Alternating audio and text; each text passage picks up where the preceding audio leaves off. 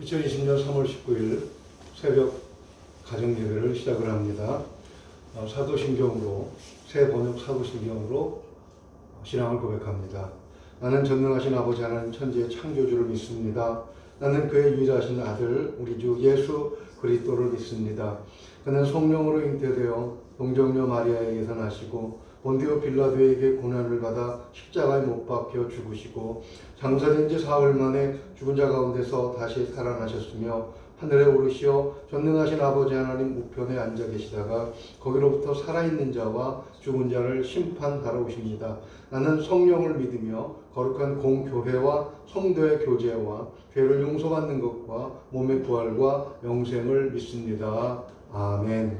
찬송 한잔 부릅니다. 새 찬송가 365장, 옛날 찬송가는 396장입니다.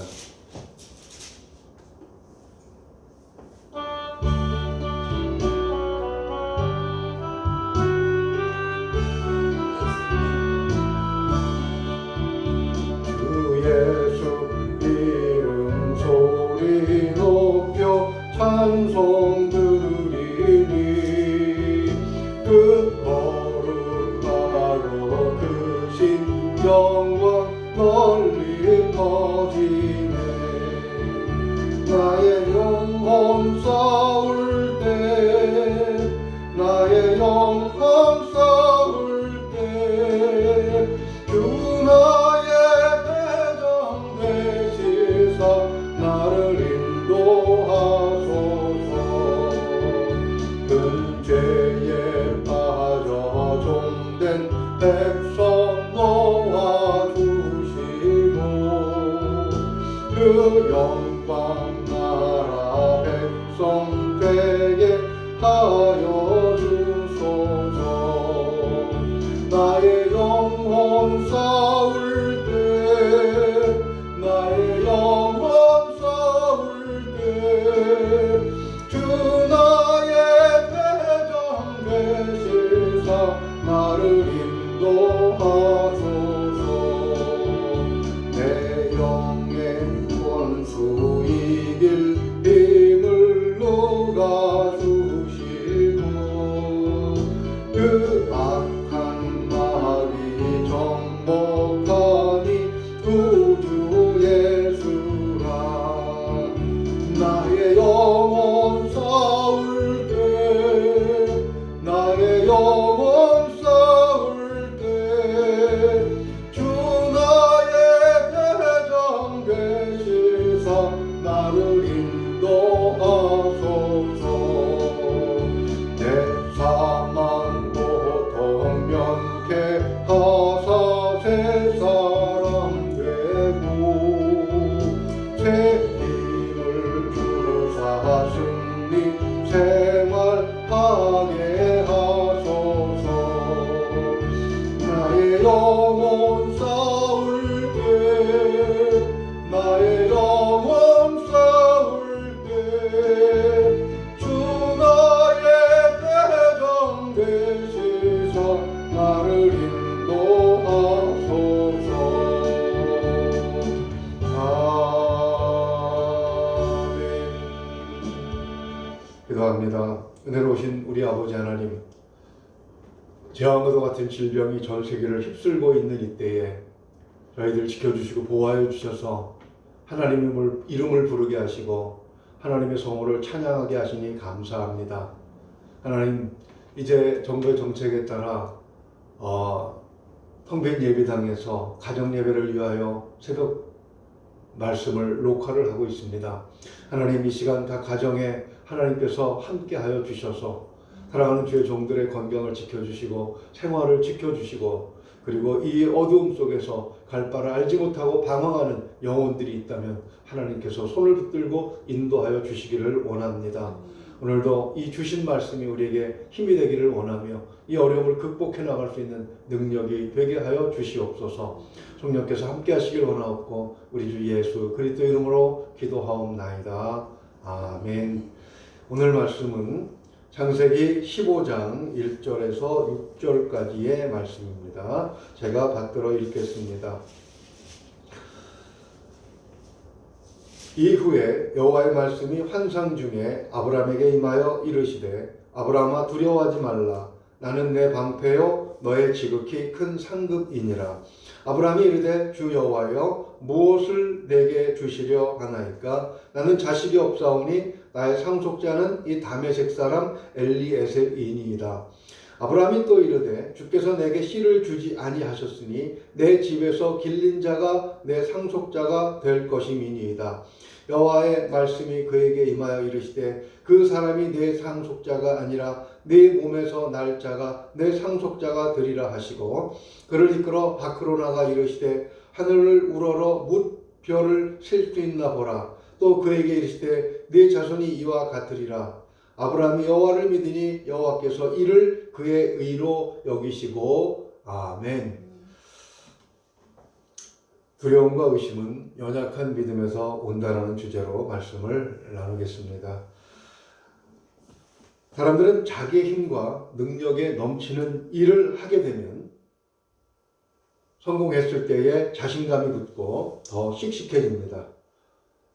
좀 더 지나치면 교만해지기까지 하는 위험도 있죠. 그런데 영적인 큰 일을 행한 뒤에 그 나타나는 증상은 전혀 반대인 경우가 많습니다. 예를 들면 열왕기상 18장에서 엘리야 선지자는 바알과 아세라 선지자 850명과 영적인 싸움을 벌여서 대승을 거두게 됩니다. 그런데 당시 아합의 왕비였던 시돈의 공주 이세벨이 들여온 바알과 아세라의 선지자들이 죽고 이세벨이 분노하여 선지자를 죽이겠다고 했을 때에 엘리야 선지자는 그 죽는 것이 두려워 정신없는 모습을 보여주고 있습니다. 이세벨의 살해 위협을 받고 두려움이 엄습한 것이지요. 본문 1절을 보면 하나님께서 환상 중에 임재하셔서 아브라함에게 두려워 말라 이렇게 말씀을 하십니다. 아브라함이 무엇인가를 두려워하기 때문에 하나님께서 직접 나타나셔서 이런 말씀을 해주고 계신 것이지요. 자기 집에서 기른 318명을 데리고 북쪽의 호전적인 부족들, 그것도 4개국의 연합군을 물리친 아브라함이 도대체 무엇을 두려워하고 있는 것이겠습니까? 또 왜 그 두려움이 그에게 찾아온 것이겠습니까? 아브라함은 애굽에서 경험했던 하나님의 능력을 의지하여 대승을 거둔 것입니다. 어제 말씀을 나눈 것처럼 영적 전쟁을 기피하지 않고 당당하게 싸워 이기는 사람에게 하나님은 더 넓은 영역과 더 많은 기회를 허락하신다는 것을 우리는 알게 되었습니다. 훈련 받은 자만이, 준비된 자만이 영광을 누릴 수 있게 되는 것이지요. 아브라함은 조카 롯을 비롯해서 포로로 끌려가던 사람들을 구했을 뿐만 아니라 그의 이름이 가나안 온 땅에 두루 퍼지게 되었을 것입니다. 위대한 전쟁의 영웅으로 그의 이름이 높아졌을 것이고 그로 인해서 가나안 땅에서 그의 위치가 격상되었을 것입니다. 그것은 아브라함이 이기고 돌아올 때 살렘왕 멜기세덱과 소돔 왕이 영접을 나온 것만을 보아도 충분히 알 수가 있는 것입니다. 이제 그는 가나안 땅에서 유명 인사가 된 것입니다. 그런데 왜 하나님은 그에게 두려워하지 말라고 말씀하고 계시는 것입니까? 두려움은 믿음이 연약한 증거라고 할 수가 있습니다. 이름이 높아짐으로 해서 사실 좋은 것만 있는 것은 아니에요. 318명의 집에서 키운 자들을 데리고 연합군을 물리친 그를 주변에서 두려워하고 경계할 것은 분명하지요. 소돔왕과 같은 경우 아브라함을 함부로 보고 사람을 주고 재물은 너 가져라고 했다가 망신을 당했습니다. 충분히 앙심을 품을 만한 것입니다.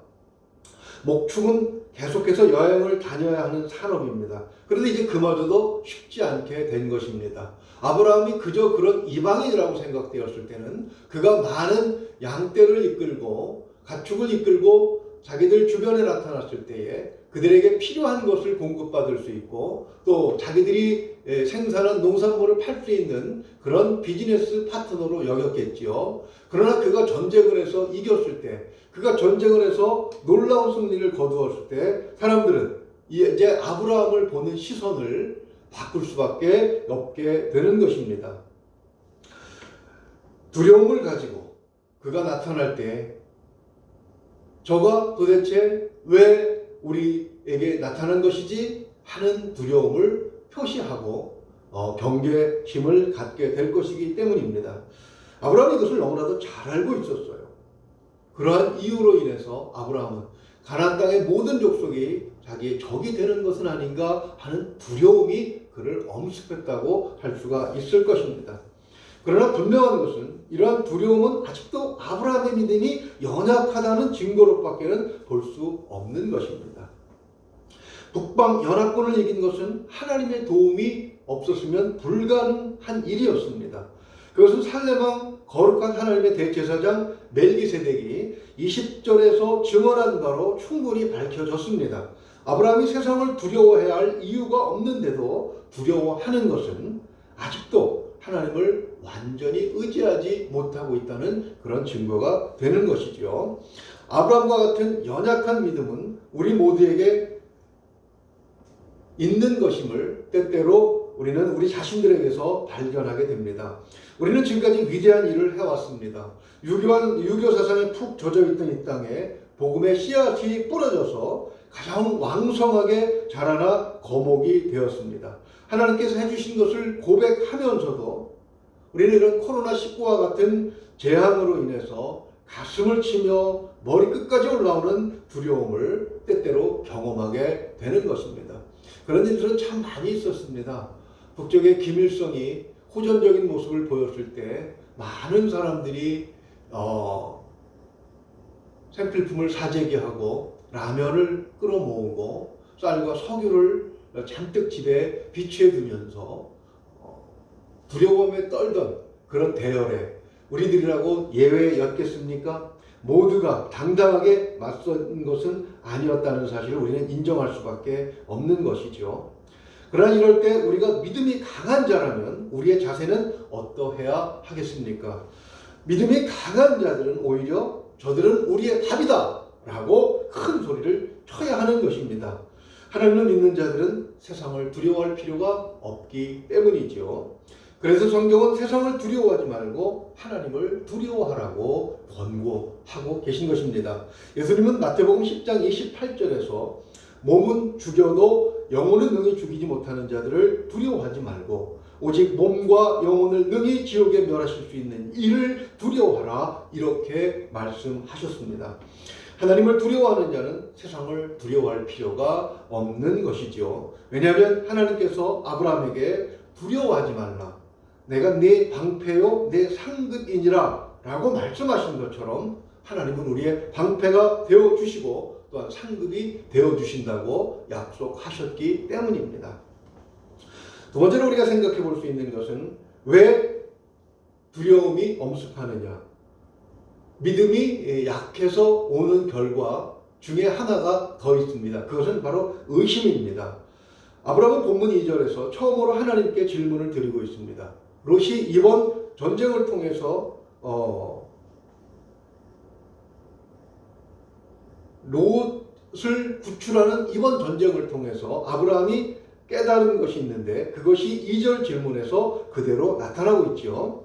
주 여호와여 무엇을 내게 주시려 하나이까? 나는 자식이 없사오니 나의 상속자는 이 다메섹 사람 엘리에셀이니까? 아브라함은 전쟁을 해서라도 찾아와야 하는 조카 롯이 있었습니다.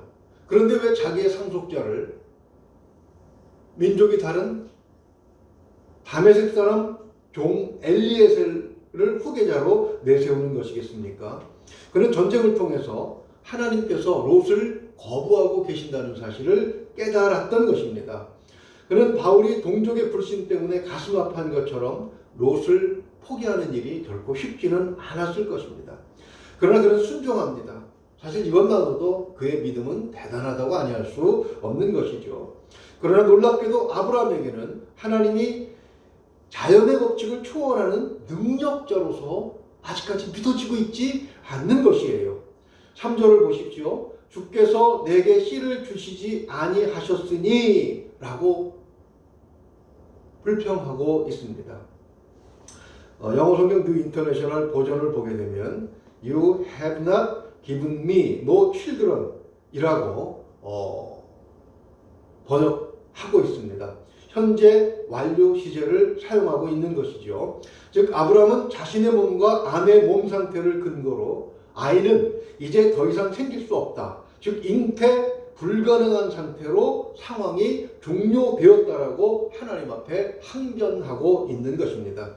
이런 의심으로 그는 당시의 풍습을 따라 종을 상속자로 삼겠다고 하나님 앞에 불만을 토로하고 있는 것이죠.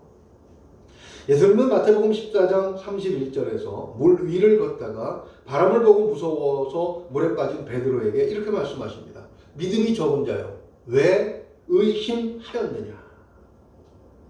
즉 의심은 두려움과 마찬가지로 믿음이 부족한 증거입니다. 사도 바울은 로마서 4장 20절에서 믿음이 없어 하나님의 약속을 의심하지 않고 믿음으로 견고하여져서 하나님께 영광을 돌리며 라고 말씀하고 있습니다. 약한 믿음은 의심하게 하지만 견고한 믿음은 하나님께 영광을 돌리게 하는 것입니다. 두려움과 의심, 이는 믿음이 약한 탓입니다. 그런데 믿음의 진보에 있어서 지지부진한 아브라함에게 하나님은 확실한 약속과 함께 그를 의인이라고까지 칭하고 계십니다. 하나님은 창세기 13장 16절에서 아브라함의 자손이 땅의 티끌처럼 많게 될 것을 약속하셨습니다. 그러나 본문에서는 더욱 확실하게 내 몸에서 날 자가 내 몸의 상속자가 되리라 라고 구체적인 약속을 해주십니다. 이것은 처음 있는 일이었어요. 하나님께서 내 몸이라고 지적하신 것은 아브라함이 의심의 근거로 제시한 생육 불가능한, 이제 자식을 낳는 것은 더 이상 이루어질 수 없는, 소망할 수 없는 종료된 상황을 가진 바로 아브라함의 몸이었습니다. 하나님의 구체적인 약속의 말씀을 붙잡고 드디어 아브라함은 6절의 말씀처럼 여호와를 믿었습니다. 그러나 이 믿음은 여전히 완벽하지 않은, 그리고 함량이 덜 채워진 그런 믿음이었음을 우리는 16장 넘어가서 확인하게 됩니다. 하나님의 약속을 믿었으나 확실히 믿지 못하기 때문에 아내의 권고를 못 이기는 척 받아들이게 되지요. 그래서 아내의 여종 하갈을 통해서 이스마엘을 얻게 되는 것입니다. 이렇게 부족한 믿음에도 하나님은 그를 의인이라고 여기셨습니다. 믿음이라는 과목에서 지지부진한 아브라함이지만 하나님은 그에게 있는 그의 작은 믿음을 인정하신 것입니다. 하나님께서 아브라함을 믿음으로 인해 의롭다고 여기신 것은 늦게 얻은 아들 이삭을 제사로 드리라는 말씀에 순종하기 훨씬 전이었고 아직 아들을 주시기도 전이었습니다. 그래서 사도 바울은 로마서 3장 28절에서 그러므로 사람이 의롭다 하심을 얻는 것은 율법의 행위에 있지 않고 믿음으로 되는 줄 우리가 인정하노라, 이렇게 선언할 수 있었던 것입니다. 우리가 하나님의 백성으로 하나님의 자녀로 여김을 받고 있는 것은 우리가 무엇을 잘했기 때문이 아니라 예수 그리스도를 구세주로 믿는 바로 그것 하나 때문임을 우리는 잊지 말아야 할 것입니다. 예수 그리스도와 함께 있을 때 두려움도 우리를 넘어뜨리지 못하고 의심도 우리의 마음의 영역에 침범하지 못하고 오직 전능하신 하나님을 바라보며 용기 있게 우리에게 주어진 이 재앙의 시간들을 이겨내게 될 줄로 믿습니다. 세상은 다른 아이보다 지식 습득이 늦거나 이해력이 뒤처지는 아이를 지진아라고 부릅니다. 세상 어느 곳도 지진아를 받아주는 것은 없습니다. 발명왕 에디슨도 천재 아인슈타인도 세상은 받아주지 않았습니다. 다만 현명한 어머니가 있어 아들을 믿고 이해해주고 인내해주었기 때문에 그들의 재능이 비로소 꽃을 피우게 된 것이지요. 이런 경우는 아주 희귀합니다. 얼마나 많은 특출난 아이들이 세상에서 세상의 기준으로, 세상의 판단으로 부당한 평가를 받고 지진아라는 낙인을 지켜 불행한 삶을 살고 있는지 우리의 상상을 초월하는 자료들을 우리는 좀 관심을 기울이면 충분히 찾아볼 수가 있습니다. 우리가 비록 하나님의 말씀대로 사는 일을 이해하지 못하고 그것을 습득하는데도 지지부진할 수 있습니다. 그러나 우리 하나님은 마치 현명한 어머니처럼 우리를 인정해 주신 것입니다. 왜냐하면 예수 그리스도께서 십자가에서 자신을 들여 우리를 보증해 주셨기 때문입니다. 우리를 부르신 하나님을 믿어야 합니다. 세상을 두려워하지 말고 당당하게 그리스도의 제자로 살아가는 오늘 하루가 될 수 있기를 주님의 이름으로 축원을 드립니다. 기도하겠습니다. 하나님 아버지, 큰 승리를 거두고 난 다음에 우리는 교만하게 됨을 걱정합니다. 그런데 영적으로는 오히려 두려워하고 의기소침해지고 그리고 심지어는 하나님을 의심하는 데까지 이르게 되는 모습을 우리의 믿음 조상 아브라함을 통해서 살펴보았습니다. 하나님, 그 이유는 오직 하나님을 향한 믿음의 부족함에 그 이유가 있었음을 우리가 확인했습니다. 하나님 아버지, 아들 예수 그리스도를 우리에게 보내주신 하나님의 사랑을 우리가 어찌 의심할 수 있겠습니까? 이 사랑을 붙들고 예수 그리스도를 통해서 우리에게 주신 약속의 말씀을 붙들고 하나님, 이 재앙 속을 뚜벅이처럼 뚜벅뚜벅 걸어가는 우리가 되게 하여 주시옵소서. 가정에서, 생업의 현장에서, 직장에서, 그리고 이웃간의 관계 속에서 하나님, 우리가 믿음의 사람들임을 증명할 수 있는 그런 시간들이 되기를 원합니다. 위기를 기회로 만들며 오히려 신천지와 같은 이단들로 인해 영적인 혼탁한 상태가 그대로 드러났지만 그것을 성령의 강한 바람으로 몰아낼 수 있는 귀한 주님의 용사들이 되게 하여 주시옵소서. 오늘도 출근하며 또 집에서 학교에 개학이 미뤄져서 집에서 생활하는 우리 자녀들을 위해서 기도합니다. 하나님 아버지, 모두가 이 어려운 시기를 잘 이기고 승리의 기쁨을 나누며 함께 예배당에서 함께 찬양하며 함께 말씀을 들으며 함께 서로의 소식을 묻고 또 서로를 사랑하는 그런 귀한 시간이 속히 다가올 수 있기를 간절히 바라고 원합니다. 하나님, 이루어 주실 줄로 믿고 감사를 드립니다. 우리 주 예수 그리스도 이름으로 감사하며 기도하옵나이다. 아멘.